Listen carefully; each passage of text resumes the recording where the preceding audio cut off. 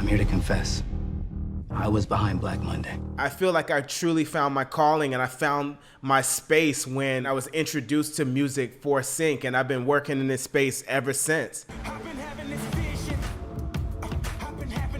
As I'm creating music, I'm thinking of, how would this land in a stadium? How would this land in a massive arena? Would it reach the person all the way in the back with the same emotional tonality, gravity, and impact as it would reach the person sitting in the front row? How can I produce this in a way to where it has that drive and that movement and that size and scale to it? Those are the things that I think of when I'm creating. I love the fact that the course is available and open to all genres, all sounds, all tones. What color do you paint with? How do you sound? How do you create? Where does that fit in the market? We help you identify that, we help you find that, and then we help you take it to market. Creating this course was so interesting to me because, it's been 10 years I've been in this space, primarily working independently and, kind of making my way through my journey and learning things and making improvements in my process and in my practices. Already we're seeing members signing with sync agents, students who